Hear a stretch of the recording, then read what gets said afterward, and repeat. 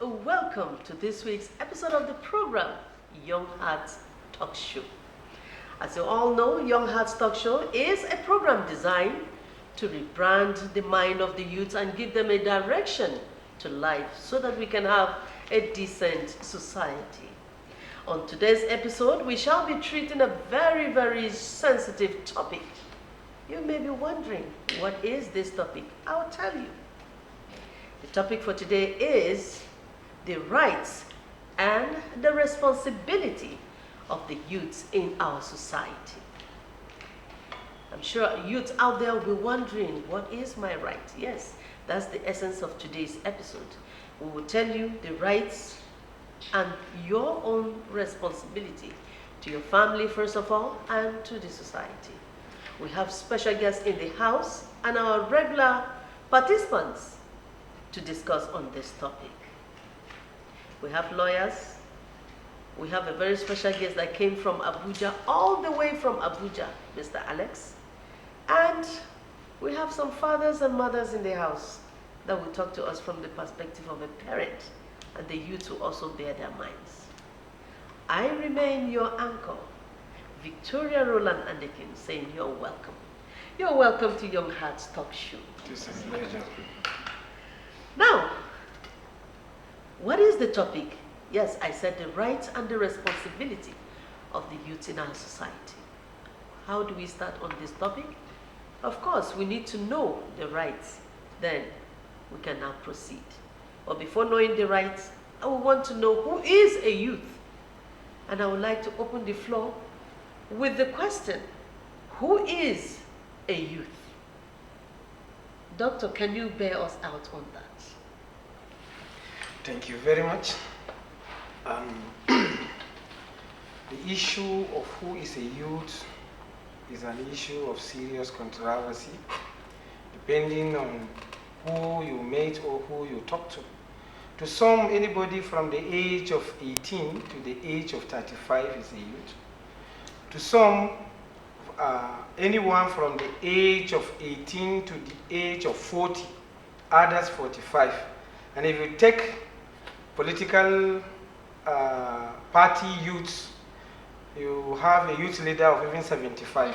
Wow. So I want to say that legally speaking, who is a youth can be best explained by the lawyers in our midst. Thank you. Okay, audience out there, you've heard what he said. So the right person to ask that question now directly is the lawyers in our midst. I want the lawyers amongst us to tell us who is a youth according to the Constitution. The concept of a young person is not a statutory concept. It is a person in his productive age. Okay. And a person could be said to be a young person or a youth when he is still in his working age. You retire from service when you become an old man, when you are 65. Okay. But you will be enlisted in any of this military or paramilitary when we are within the age of 18, 20, 21, 22. Maybe at most when you reach 35, you will be excluded. You cannot apply and be enlisted in the Nigerian Army, Nigerian Police, or any of these paramilitary agencies. So a young person is that person who is still in his productive age, in his working age. Okay. So that we foreclose the chance of having various interpretation of what a youth or a young person is. So in other words, you're telling us that a youth could even be up to maybe a 59-year-old is a youth. Yes, somebody who is still very working. productive, somebody who is still at the productive age, you are a young person. Okay. So now, let me come to our mother. As a mother, who do you think is a youth? Thank you so much. My name is Reverend Mrs. Morea Paul Danjuma. Okay. I would say, just like the lawyer have said, any man or anybody in a productive age can be said to be a youth. And then I will also say a youth is someone who is responsible, someone who can take responsibility, who is strong, who is ready to take up assignments given to him and can pursue it with strength. Okay. And then I can also say a youth is someone who is ready to take responsibility. That is A youth. young, strong, and ready to pursue pursue an assignment. assignment.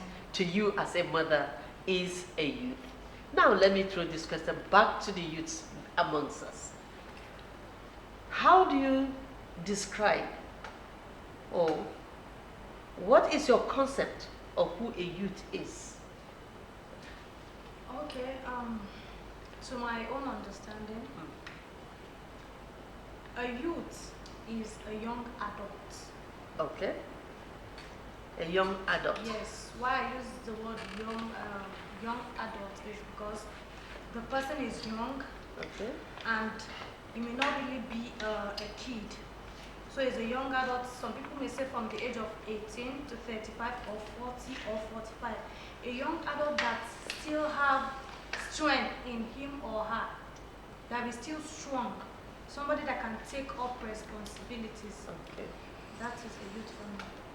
Thank you very much for the various description. I know viewers at home, you're listening and you also have your own idea of who a youth is.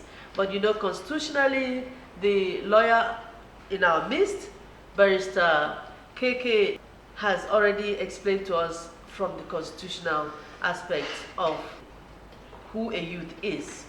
Now, I'll throw the question back at him. What is the right of a youth? Whether you are a young person as a child, or you are in the middle as a youth, or you are an old person, you are a human being. Okay. And the law prescribed rights for human persons. That is, all human beings are entitled to certain rights. Now, a young person or a youth is also entitled to these rights. But there are special rights that are for the young person. Okay. A young person has the right to rest, for example, a right to rest, a right to free and comfortable education. A young person has the right to privacy. A young person has the right to life. A young person has the right to social facilities. A young person has all human rights that are prescribed in Chapter 4 of the Nigerian 1999 Constitution. And when you come to the Child Rights Act, you will discover that the law clearly include, among others, the right in Chapter 4 of the Constitution of the Federal Republic of Nigeria, 1999 as amended, and then other rights, such as a child has the right to be guided by his parent. A child or a young person has the right to be given a name and to be guided. And he has the right to freedom of movement, only subject to parental guidance. So you realize that a young person has all the right. A young person has the right to be engaged in civil service from the local government, state government, up to federal level. A young person has the right to be enlisted in any of the military or paramilitary.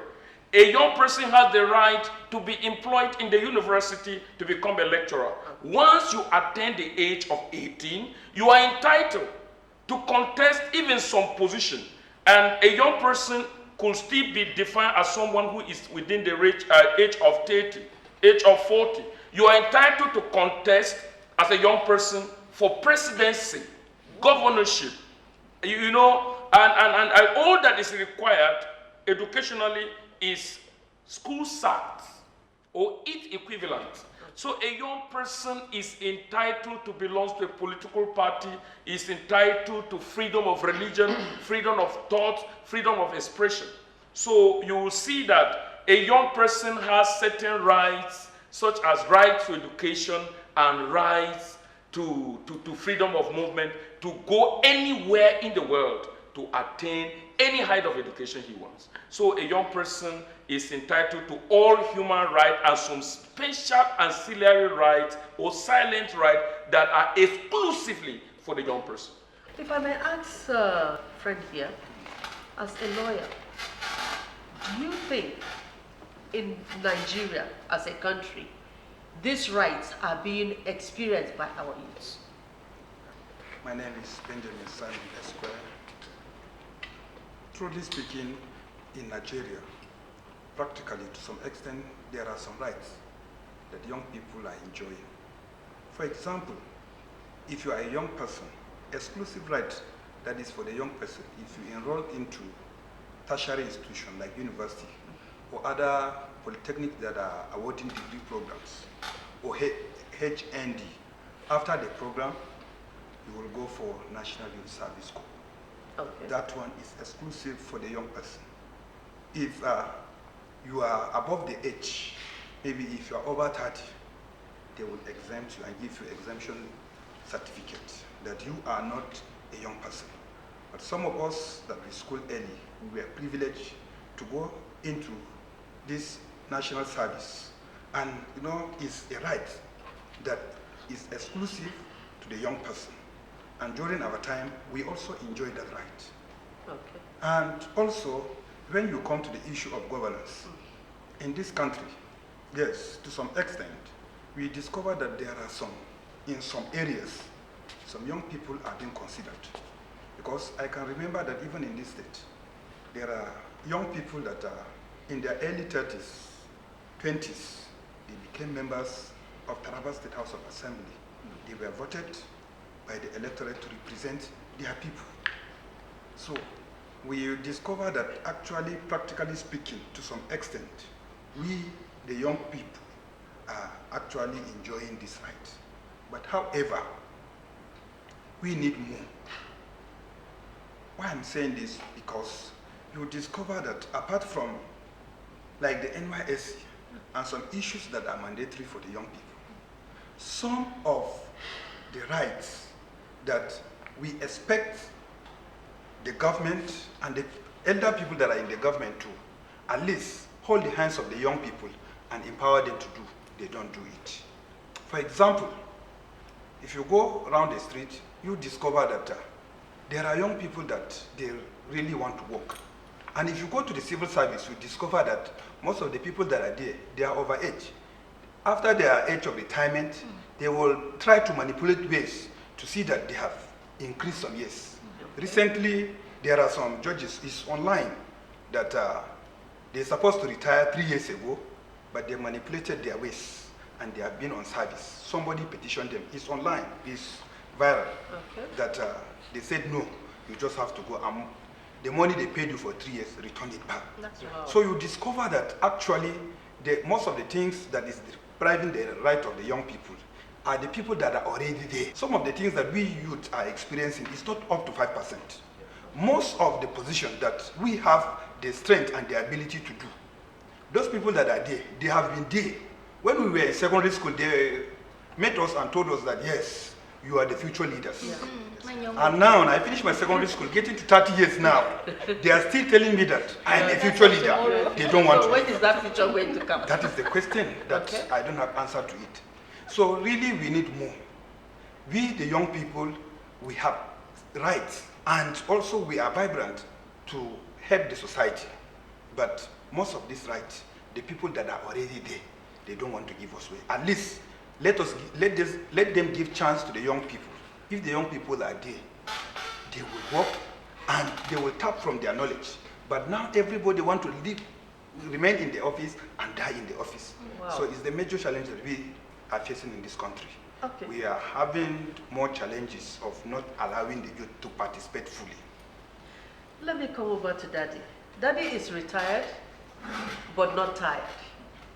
So Daddy, on this issue of the rights of the youths, speaking as a father, what is your take on that? The lawyer has said from the age of 18, and he even went up to 50, 60, it means everybody's a youth. Therefore, as per this constitution, as defined and amended, which our lawyer has quoted, it therefore means that you can remain in service. That does not say that you are depriving someone. However, there are rules and regulations in the civil service that govern someone who is in the service. At a certain age, or having put in certain number of years in the service, you ought to retire. And if you don't, then the rules permit that you should be sent out. So if you're talking of rights and talking of regulations within the service, the youth are not really being deprived. However, as rightly said, that youth should be subject to the guidance of parents, just as our lawyer explained. Therefore, I think what is needed here is that the young people needed to liaise or interact so that they could have exchange of ideas and see how they can keep on. But that is not to say productivity might become low if age has caught up with you. Therefore, it is necessary also to give chance to the younger ones. But if I may understand the explanation of our lawyer here, he explained that someone who is still active, if age has caught up with you, that means you are no longer a youth. So if you are probably 55 and you're not able to get anything done, if you're not useful to the society, it means you are phased out. That's my own thinking. But I stand to be corrected, because if I go by the explanation he has given for who a youth is, he strictly said someone who is able to produce, somebody who is able to coordinate, somebody who is able to make something positive in our society. Am I right? Very well. Good. Let me go over to the youth themselves. Having heard the explanation of your rights, what is your take on that? I mean, we need to get the thin line. Mr. Golding, can you tell us, can you speak on that? Thank you. I'm Golding Joshua Augustine. Okay. My heart is actually troubled as they speak. But let me say a little on the definition of the youth, because it will have a lot to what I have to contribute. Okay. You know, I was checking again under different platforms to check what is the general acceptable definition of a youth. Okay. The UN recognizes a youth to be from the age of 15 to 34. Okay. Because if you say that any person at the age of service is a youth, that's when the controversy that is raising will come into play. Okay. Because when you talk about the rights of a youth and you don't consider age, we will have some level of, we will have some issues. For instance, if you are applying for the Nigerian Army, like he mentioned, there is an age to which you cannot apply. For instance, if you are above 35, I'm not sure you can apply for Nigerian Army, which shows that if a man of 40, 45 is a youth, and his responsibility as part of his right is that he can be gainfully employed, and he applied for and is rejected, that means you are depriving him of his rights. And so that means age must be a factor to be considered as far as the definition of a youth is concerned, and what privilege is eligible to what particular age range. Okay. And when you talk about productivity also, you know, 18 may not be right, 18 may not really be the age of productivity when you look at the trend that the world is taking currently. Okay. You know, we are no longer in the industrial age. We are no longer even in the information age. So, we may be in the information age now. Check most of the persons that are heading the information age now are persons around the age of 16. So there are people that are really causing the economy to boom. And you can't say you are taking them out of the picture because they are not up to 18. So we must put that into perspective. Okay. And when you're talking about what he raised, the rights of the youth that have been deprived. Now when you see the right to education, do we really have education as it is? Do we have education in Nigeria, free education? You know, when you talk about healthcare also, I was privileged to go to a community down here in Taraba. I will not mention the community for the sake of honor. They have a hospital, supposed hospital that is there, the equipment are there, but there's no one medical practitioner present to take care of the sick. Okay. We organized a medical outreach there. We were able to reach the community, but when we left, nothing was there because none of us stayed back.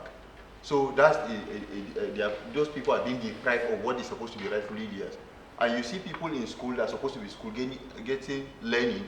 When you go to the classes and you get discovered they are without seats and others. Oh. So we need to Viewers. really look into it. Viewers at home, I hope you're following us. Before we go on with this topic, we will take a break, and when we return, Young Hearts Talk Show will continue.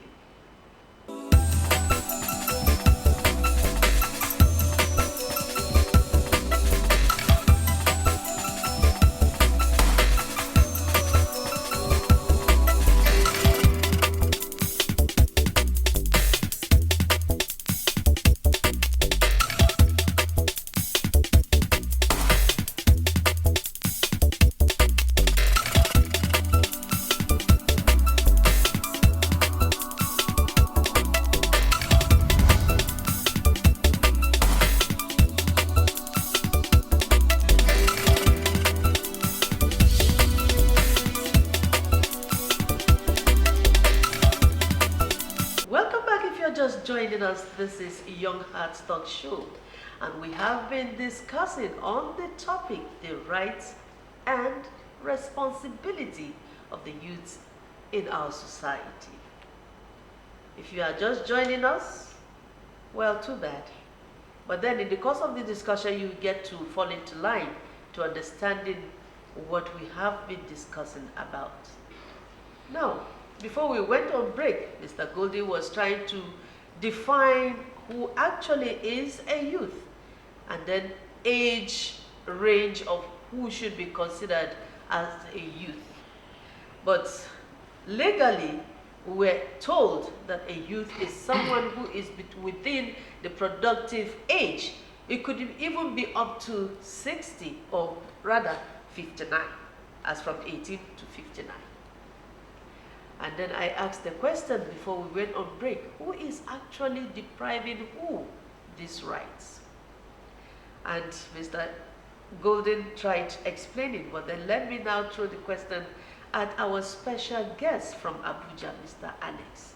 Can you tell us, who do you think is depriving who from accessing these rights? Good day, viewers. Good day, my panelists. Happy to be here. Now, the question of deprivation, as the context will bear, is an institutional one. Okay. Because we have defined youth as those who are productive. We have defined youth as those who have the ability to drive systems. The responsibilities of the youth is in nation building. Okay. Building our nation to become a stronger one. Because other than that, we will just be free-living individuals who only cater for themselves. But in nation building, the key drivers of a successful nation are the small and medium enterprises, the sectors such as sports, fintech, agriculture, of which the major productive players are the youth. The guys who have strength to work on the farms are the young people. The people who have strength to do sports, to do filmmaking, acting, and such other situations. Now, when we speak of deprivation, the institutions that should allow for those people to thrive have been run to the ground. Okay. We have had sportsmen, boxers, footballers who had to nationalize to be able to achieve their potential. We have had our educational system unable to produce quality youth, quality people who will take over the institutions. Now, we do not only have an age problem, Okay. we have a competence problem also. Okay. And I will give you some examples. We have clamored for youth inclusion in governance. What we have seen from a few examples of youth who were able to get into office, copying the styles of those who they met there. You know, it will seem to say that we have a competence problem. Okay. We have seen elections in universities where they are kidnapping candidates. Elections amongst young people in their 20s, and you have violence. We have recently had people who came to say they wanted to protest the deprivation of certain human rights. Okay. And we heard of other group of people who came to disrupt those protests who were in the same age bracket. What was the difference? There was a difference in mindset because some were able to allow their minds used by people who said they should disrupt those who were protesting for their rights.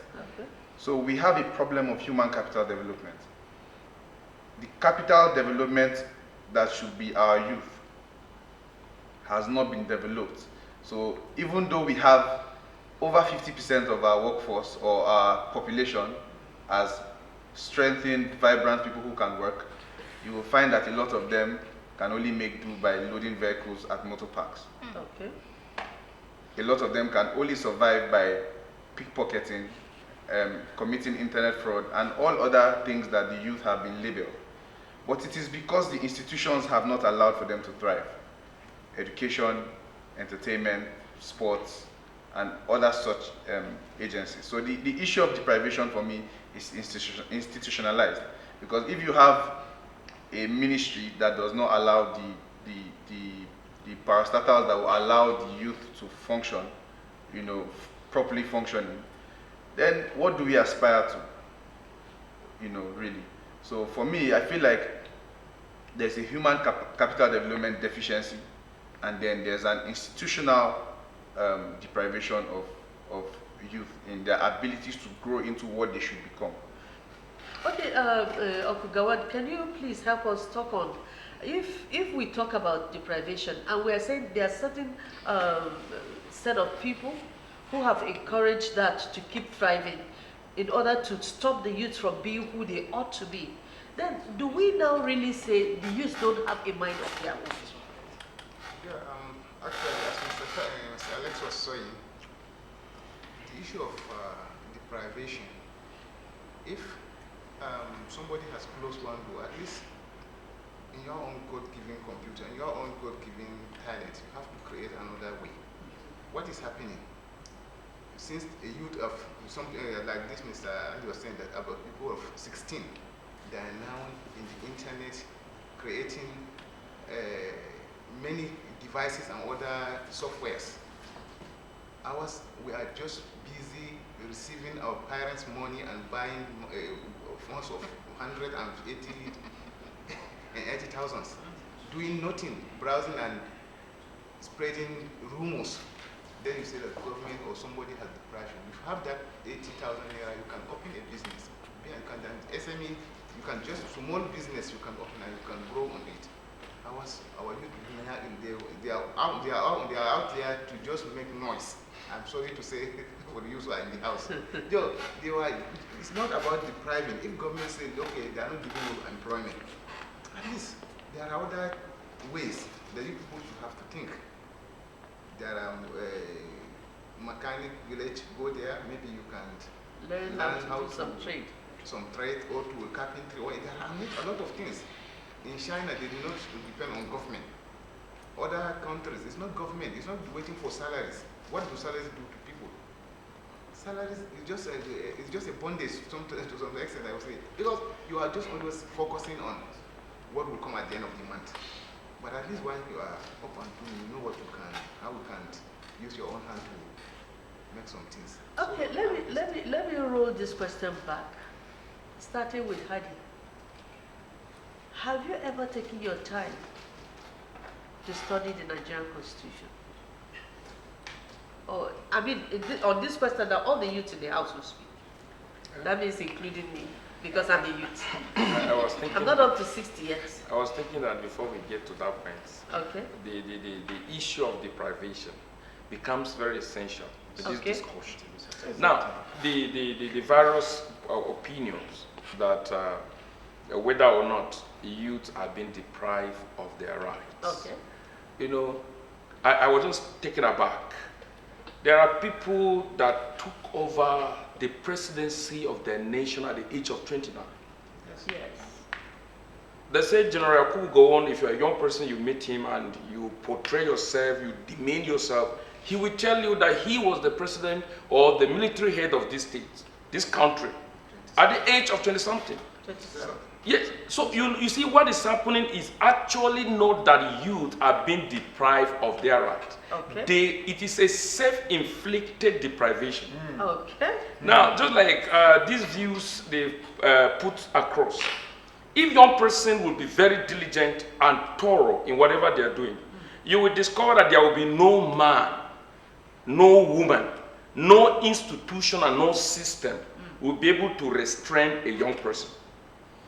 A youth that understands where he or she is going and has passion for what he or she is doing and is determined to do what he or she is doing and has counted the cost and sit down and make a proper planning is unstoppable. Okay. Is unstoppable. I like that. Now, when they said youth have opportunity to participate even in governance, supposing you have opportunity to go to the university and you stay there and stick there in your study, no lecturer has the capacity or the potential to mark you down.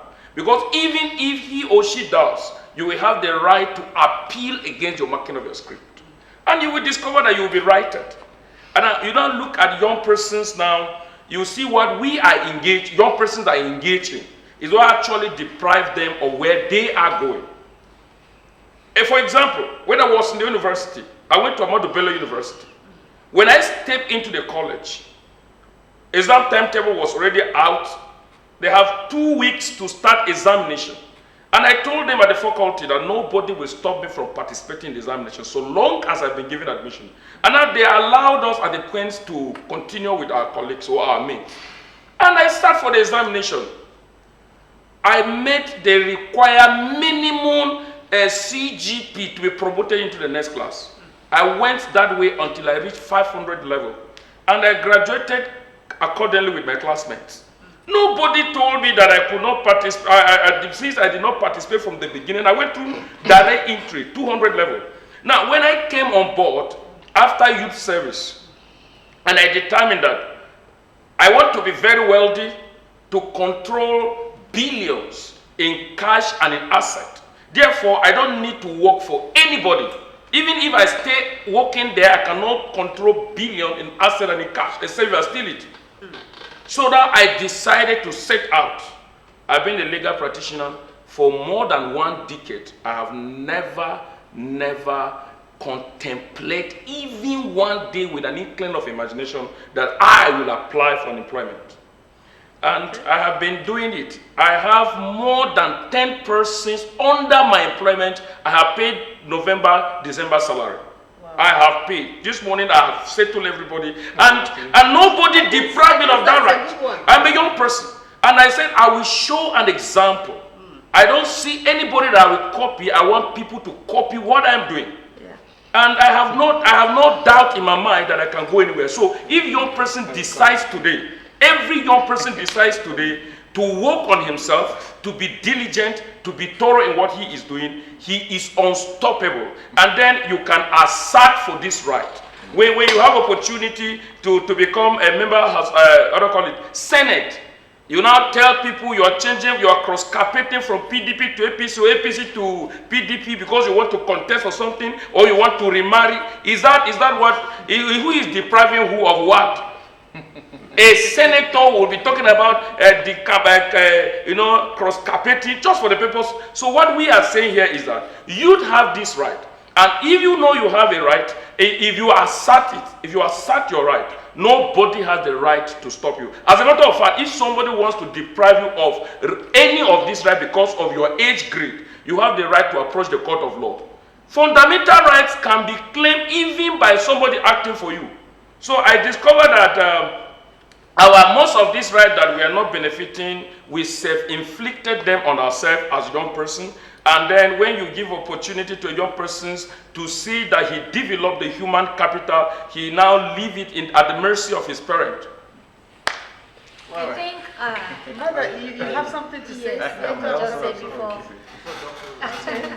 We have I think we are living in a society where, number one, greed, pride, and, covetousness.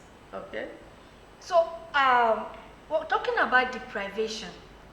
If only a youth can tell himself the truth, I don't think he will feel deprived. Okay. If he can start, I was talking about responsibility. We'll get to that. Yes. Or let's Deprive- center on the yes. rights now. Someone can just like the lawyer said, you can tell yourself that, no, I don't remain here. Like when the time of NSAS, we're talking about the NSAS issue, youth came out and said, this is what we want. This is the change we want. But it was the same youth that went, because of greed, to take up another responsibility, to stop the protest or to disrupt the protest. At the end of the day, what they were looking for was not really achieved By their action. because the whole thing turned to something else. So if every youth can come to a point and said, no, this is what we want. Let me keep my greed aside. Just like in the issue of election, when campaign comes, people sell their rights with one mudu of rice, one packet of Maggi, and all those. I always say, I wish we will come to a point in this country where we will say, no, let me keep my hunger, let me keep my greed aside and do the right thing. Doctor, you wanted to say something? Yes, in fact, I have a lot to say. I want to agree and disagree with my learned colleague. Okay. I want to believe that we are living in two types of world. The ideal world, as well as the world of reality. Yeah, true. Okay, so he's speaking from the ideal world. Let me just die. When we are talking of issue of deprivation among the youth, first things, we have the mindset of the youth. As he said, self-inflicted deprivation. And now we have a system. Is the system ideal? Which my colleague here calls it institution. Now, let's look at the reality. The lawyer spoke in an ideal situation where the system works, and when you can stand up and fight for that right, and the system is there to support you. But we are living in a society where, in an ideal situation, the system seems to be working. But when you venture into reality, you discover it doesn't. Now, let's look at our youth. Socio-culturally, the mindset of our youth is that of, I'm sorry to say that, laziness, quote unquote, don't crucify me, youth. Yes, we grew up, we discovered that our parents are working in the government and are enjoying life, and we want to be like our parents. Everyone wants to work and enjoy. Nobody is thinking of any other means apart from working. And when the work is not there, that's the problem. We have everything that is antisocial. Now, when we come back to the world of reality, there are youths that have the minds and talent to come up with what they can do to sustain their life. Okay. But the system is not supporting them. What do you mean, if I may break you? Thank you very What much. do you mean by the system is not supporting Okay, them? let's say I'm an You need to entrepreneur. know. I am an entrepreneur. Okay. I have a business investment, and I am working toward achieving it. And I got cheated by somebody. The question is that, I'm using this example because I am taking it back to the lawyer. Okay. Yes. The question is that I take the person that cheated me to court. seeking for justice. Okay. But the system there is corrupt. Really? And I don't have the means. And I'm sure no any lawyer that will stand for me freely without charging me huge amount of money, of which if I don't have, I may end up losing my investment. The system. To add to that.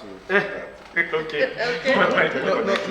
add to that, because I really like that he has spoken about idealism and reality. Okay. And it's very important we note that, because I will tell you, no matter how motivated you are, no matter how strong you are, no matter how much is made available to you by your own mind, there are things that make an environment conducive for business, for growth, for any kind of success that you will enjoy. When we say we have 16-year-olds that are doing softwares and doing apps, they live in nations where there's 24 hours light. Yeah. We cannot produce a single thing in this nation because we've not solved the power problem. The people who we say got into power at 27 and use it to boast, what they managed to do was hijack power, because they have held on to power for 50 plus years. There's a whole generation of people in their 50s who never got to taste power. A whole generation. We can, as a political commentator, I can call the names of those who are in their 50s in this country who have enjoyed some political posts. So, our doctors are running to Canada and running to the UK. Are they different doctors? I'm a medical practitioner. Yes. Are they different human beings in Nigeria? Do they become new human beings when they get there? No. Of course not. They just go and meet an environment that's conducive. Barrister Keke here can comment on the flight of lawyers from this country. But Now, reality, man. Have our votes really counted? Have our ability to enforce and demand for our rights ever been truly considered and allowed? Do we really have a say in who becomes whatever they will become that will affect us generally? The youth that we say are lazy, that want to press phone, that want to do whatever we say they want to do. Man, if you go to every other nation, the graduates of computer science can actually use those computers, because the academic system, the educational facilities allow for them to really learn it. We have had recent happenings in this country where judges of some courts gave ex parte orders for accounts of people to be frozen that were constitutional, that were illegal. We have now come to question the very basis on which everything we say we stand on stands, because the institutions have been hijacked. The environment is not conducive. The budget, man, of California as a state in the US is bigger than the budget of Russia, South Africa, and half of Africa combined. Now they have been able to increase their GDP strictly by entertainment, fintech, where they have Silicon Valley, where you have Facebook, Google, Instagram, the headquarters of all the fintech companies. Now, man, if you solve the power problem and gave us light, 24 hours, if you give us an environment, if we say we can fight the system, I don't know who has fought his lecturer successfully in this country and come out on top. Every success story of a youth in this country is a miracle story. It is not a success story that was brought by a conducive environment. It's that one case where somebody was able to. And I know, because when we look at the youth in civil service, they are the youth in civil service who could get in there because somebody else put them in civil service. The only people who can even be in civil service and be lazy and want to chop money are those whose fathers can put them in civil service. Yes. The bulk of the people will never even smell it. They will not get near there to be even able to be lazy in our already bloated civil service that is underproductive. The private sector that is the driver of every big economy that this world has seen. China is not big because of the civil service. It's not because of their directors or ministers or governors. I think that's what he's What I am saying is that the environment does not allow for any form of growth. Ideal situation that I'm talking about is the one that is actually shedding more light. Do we have conducive environment for the youth to prosper? So you cannot call someone lazy when you have removed his ability to be strong. You cannot call someone lazy when you removed his ability to be productive. Okay. The man who has not eaten food will collect your 500 naira and sell his vote. If I was hungry and I did not have food, you give me 500 naira today, I will do exactly what those guys have done. So Daddy wants to say something. I want to come in. I think what the lawyer told us, we self-inflicted denial or deprivation of our rights. I want to agree with him to some extent. It's a mindset. That's exactly where I'm going to. That the mindset of individuals has made them to become subservient to those who have. Whether the youth have it, they have the potential, they are lazy. Just as